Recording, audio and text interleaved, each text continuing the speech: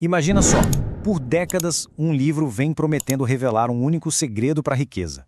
Um segredo que seria tão poderoso que um dos homens mais ricos da história, Andrew Carnegie, bancou uma pesquisa de 20 anos só para descobrir e compartilhar essa ideia. Hoje, a gente vai mergulhar nas páginas de Quem Pensa Enriquece, de Napoleão Hill, e descobrir que segredo é esse. Vamos direto ao ponto, né? Por que algumas pessoas parecem ter o toque de Midas, transformando tudo em ouro, enquanto outras vivem na batalha? O livro do Hill defende que a resposta não está na conta bancária, nem no sobrenome. Está em algo que todo mundo tem controle, mas que pouquíssima gente realmente domina. A história toda começa com um desafio. O magnata do aço Andrew Carnegie chama um jovem jornalista, Napoleão Hill, e faz uma proposta daquelas, meio malucas. Dedicar os próximos 20 anos da vida estudando as pessoas mais bem-sucedidas do mundo para encontrar uma única fórmula para o sucesso. E o Hill, bom, ele aceitou. E aqui está, a chave de tudo, o resultado de 20 anos de pesquisa. A riqueza não começa com dinheiro, não começa com contatos, começa com um pensamento. Mas olha, não é um pensamento qualquer, que passa pela cabeça e vai embora. A gente está falando de um desejo ardente, uma ideia fixa, que consome a mente e simplesmente se recusa a ser ignorada. Para provar que isso não é só uma ideia bonita no papel, que pensamentos são coisas reais mesmo com poder de verdade, Hill nos conta a história de Edwin C. Barnes. Ele é um exemplo perfeito de alguém que não tinha absolutamente nada. Quer dizer, nada além de um pensamento dominante na cabeça. E que pensamento, hein? Barnes não queria um emprego qualquer com o grande inventor Thomas Edison. Ele tinha uma obsessão, um desejo ardente. Ele queria ser sócio de negócios do cara. O detalhe: ele não tinha dinheiro nem para passagem de trem e não conhecia o Edison pessoalmente. Para a maioria das pessoas, o sonho morreria ali mesmo. A sacada do Edison foi genial. Ele olhou para o Barnes e não viu um cara maltrapilho. Ele viu uma força da natureza. A convicção do Barnes era tão palpável, tão visível no rosto dele, que o Edison sentiu que aquele cara não ia aceitar um não. A intensidade daquele pensamento abriu uma porta que a lógica manteria trancada às 7 chaves. Mas é claro que a grande chance não veio com um convite chique para a sala da diretoria. Ela chegou disfarçada, de problema. O Edison tinha um produto novo, uma máquina de digitar, e os vendedores dele achavam que era impossível de vender aquilo. Mas o Barnes, que estava ali, só esperando a sua chance, viu a oportunidade que ninguém mais enxergou. Ele sabia que podia vender, e foi exatamente o que ele fez. E com isso, abriu o caminho para a tão sonhada sociedade. A história do Barnes mostra o poder de um desejo. Mas como é que a gente transforma esse poder em resultado prático, em dinheiro? É aí que o Hill nos dá uma fórmula clara, um método de 6 passos para transformar um desejo que está só na cabeça em algo real.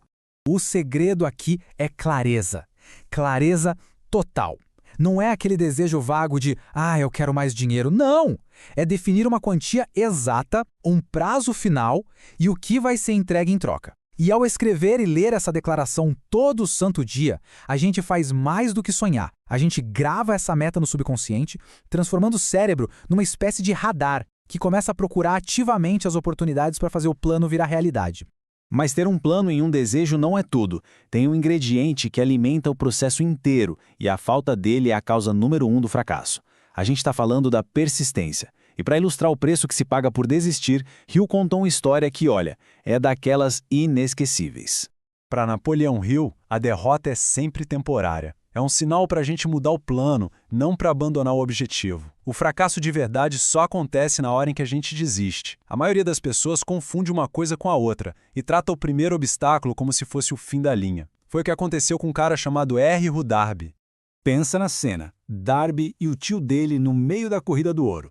Eles acham um veio promissor e o sonho parece que vai se realizar. Mas, de repente, puf, o ouro some. Eles cavam mais um pouco, nada. Frustrados, derrotados, eles jogam a toalha. Venderam todo o equipamento para um dono de ferro velho por uma mixaria e voltaram para casa. O novo dono, espertamente, contratou um especialista. E a análise do engenheiro foi de cair o queixo. O veio de ouro não tinha sumido. Ele estava lá, esperando, a apenas 1 metro de onde Darby e o tio pararam de cavar. 1 metro. Essa distância custou uma fortuna a Darby e transformou o dono do ferro velho em um milionário. A lição foi dura, devastadora, mas o Darby transformou isso na sua maior força. Ele virou vendedor de seguros e prometeu a si mesmo que nunca mais pararia a um passo do ouro. Quando ouvia o não, ele insistia, e essa determinação fez dele um dos vendedores mais bem-sucedidos do país. E isso tudo nos leva à grande conclusão dessa filosofia. Se um pensamento dá o pontapé inicial em tudo, e é a persistência que sustenta o jogo, então o poder supremo está no controle da própria mente. Cada um de nós é o mestre do próprio destino. Hill cita um poema que resume isso perfeitamente. As batalhas da vida não são vencidas pelos mais fortes ou pelos mais rápidos. A vitória, no fim das contas, pertence a quem acredita na própria capacidade de vencer. Autoconfiança não é um bônus, é o pré-requisito. Pensa na mente como um imã superpoderoso. Os pensamentos que a gente alimenta o tempo todo, seja de sucesso ou de fracasso, de riqueza ou de falta, definem a polaridade desse imã. E aí não tem jeito, a gente acaba atraindo as circunstâncias, as pessoas e as oportunidades que estão na mesma frequência. E assim, essa análise toda nos deixa com uma pergunta para a gente pensar. O segredo de Carnegie foi revelado? A fórmula foi apresentada? A questão que fica não é se o método funciona, mas sim qual é o propósito, o objetivo, o desejo ardente que tem o poder de mobilizar toda essa força interior e de fato transformar uma vida. A resposta para isso, segundo Hill, define todo o resto.